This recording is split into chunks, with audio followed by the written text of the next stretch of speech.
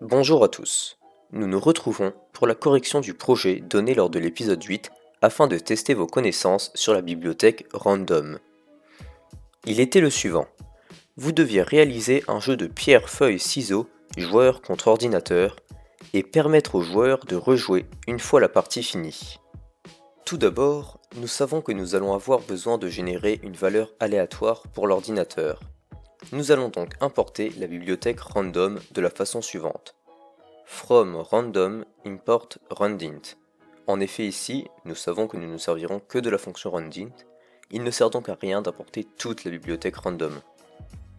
Mais vous pouvez aussi importer random de la façon suivante, import random. N'oubliez cependant pas d'écrire random point devant le randint. La quasi-totalité du programme sera dans une boucle while pour permettre aux joueurs de rejouer. Nous allons donc définir une variable avant cette boucle, la variable condition de notre boucle while, car nous allons ici utiliser un booléen comme condition. Nous créons donc la variable suivante, rejoue égale true. Ainsi, lorsque nous voudrons quitter la boucle, nous switcherons cette variable sur false. Nous écrivons maintenant notre boucle while. While rejoue : Ainsi, tant que la variable rejoue vaudra true, la boucle se répétera. Nous sommes maintenant dans la boucle while. Nous allons donc demander aux joueurs de rentrer un nombre entre 1 et 3 correspondant à pierre, feuille ou ciseau.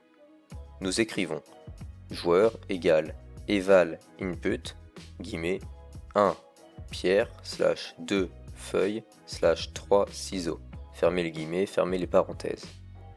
Nous récupérons donc un integer dans la variable joueur. On pourrait aussi faire une deuxième boucle while afin de vérifier que le joueur rentre bien 1, 2 ou 3. Mais je ne préfère pas trop surcharger le code. Essayez par vous-même si vous le souhaitez, et j'afficherai à la fin un code plus complet. Une fois la valeur du joueur récupérée, nous allons choisir celle de l'ordinateur au hasard à l'aide de la fonction randint. Nous écrivons ordi égale randint, parenthèse 1,3, fermez la parenthèse. Ainsi, la variable ordi prendra une valeur dans 1, 2 ou 3 que nous ne connaîtrons pas lors des tests. Procédons justement au test. Nous allons faire seulement un if, un elif et un else, avec des conditions assez longues. Le if testera si le joueur a gagné. Voici les conditions qui font que le joueur gagne. Le joueur choisit pierre et l'ordi ciseaux. Le joueur choisit la feuille et l'ordi pierre. Et enfin, le joueur choisit le ciseau et l'ordi la feuille.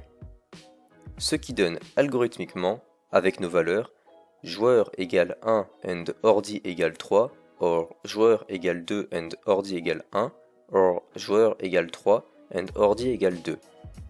Il nous suffit de la mettre sur le if, ce qui donne le if suivant. If joueur == 1 and ordi == 3, or joueur == 2 and ordi == 1, or joueur == 3 and ordi == 2, Nous sommes donc dans le cas où le joueur a gagné. Nous l'en informons donc. Print, bravo, vous avez gagné. Encore une fois, nous pourrions afficher le choix des deux opposants, mais il faudrait faire une succession de if. Je vous montrerai à la fin dans le code plus complet. Nous allons maintenant faire le cas où il y a égalité. Il ne faut en effet pas l'oublier. Il est très simple. Il suffit que le joueur et l'ordinateur aient fait le même choix. Le elif est donc le suivant. Elif, joueur, = ordi, : Nous en informons le joueur. Print, match nul. Il ne nous reste plus qu'à mettre un else pour le cas où l'ordinateur gagne. En effet, en mettant la condition d'égalité dans le elif, nous nous sommes évité une deuxième condition aussi longue que le if. Nous écrivons donc else : et nous en informons le joueur. Print, dommage, vous avez perdu. La partie est maintenant finie. Il faut que nous proposions au joueur de rejouer ou non, à l'aide d'un input. Encore égale eval input, voulez-vous rejouer ? Entre parenthèses 1 égale oui, / 2 égale non. Fermez toutes les parenthèses et les guillemets.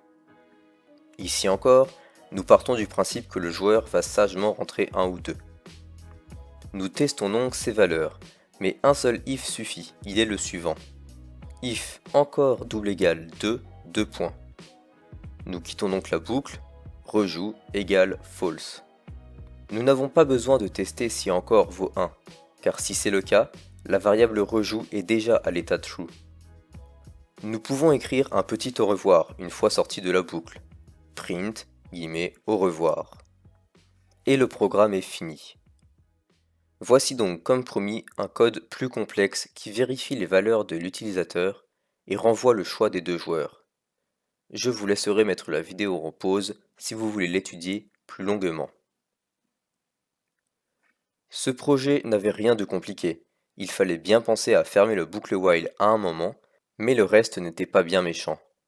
Si vous avez des questions, problèmes ou suggestions, posez-les-moi en commentaire.